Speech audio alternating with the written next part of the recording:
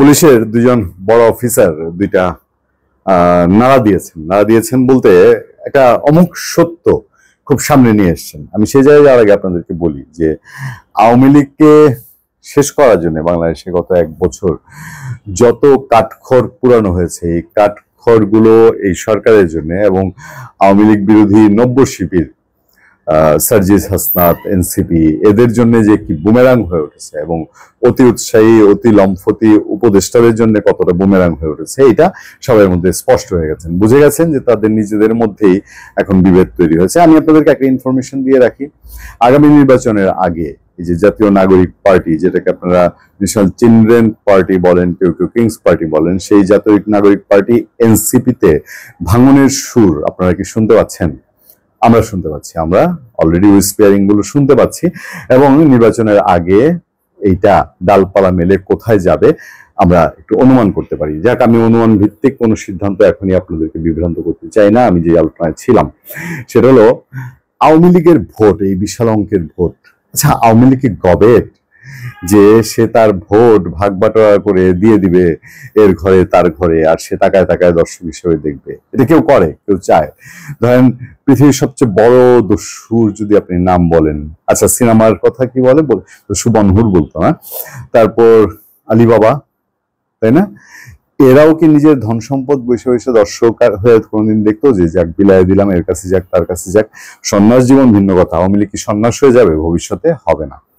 আওয়ামী লীগ ফিরে আসবে তার নিজের যোগ্যতায়, সেটা ভবিষ্যতে কোনো একটা সময়ে। তবে এখন আওয়ামী লীগ কি করলো না করলো, তার সেই ইন্টারন্যাশনাল কমিউনিটি যেই চাপ তৈরি করেছে, এই চাপই তো এই সরকার নিতে পারছে না। চলুন, আমি যে বলছিলাম যে আওয়ামী লীগের এই ভোট নিয়ে কি কামড়াকামড়ি কারাকারি শুরু হয়েছে, এটা একটা লক্ষণ দেখেন।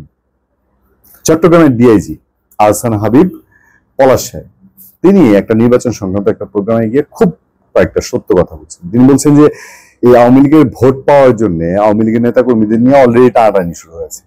তাদেরকে এখন গ্রেফতার করতে যাওয়া যায় না, অপরাধী হলো।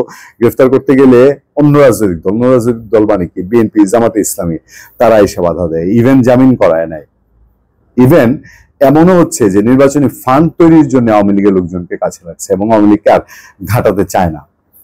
কিশোরগঞ্জের কটিয়াদির ওসি সাহেব কি বলছে যে পুলিশরা এখন রিক্সাওয়ালা পিঠা এদেরকে বানর বানায় ফেলছে, খাঁচার ভেতরে ঢুকায় বানরের মতো নাচাচ্ছে। সেই হাবিবুল্লাহ খান তিনি বলতেছে আমি পুলিশের চাকরি ছেড়ে দিয়ে এখন অন্য চাকরি খুঁজতেছি, আমি বানর নাচতে চাই না।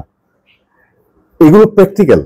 আমরা এমনও তো ঘটনা শুনি বিভিন্ন মফস্বল শহর এলাকায় এখন জামাতে ইসলামী আওয়ামী লীগের লোকজনকে নিশ্চয়তা দেয় যে আবার থাকো, এলাকায় থাকো, কেউ ডিস্টার্ব করলে আমাদেরকে বইলো, কাউকে পয়সা করিয়েও দেয়, সহযোগিতা করে। একটাই, এটা ভোট পর্যন্ত করবে, ভোটের পরে আর করবে না। আওয়ামী লীগের লোকজন এটা বোঝে না, খুব ভালো করে বোঝে। বিএনপির মানুষজন আগের মতন নতুন মামলা দেয়। 5 আগস্টের পরে যে মামলার একটা স্রোত শুরু করেছিল, ডক্টর ইউনূসের তো সংগঠন নেই, কোন নেতার নামে কোন কর্মীর নামে আওয়ামী লীগের মামলা দিতে হবে এটা তো বিএনপির মানুষজন সবচেয়ে ভালো জানে, কারণ তারা ভুক্তভোগী।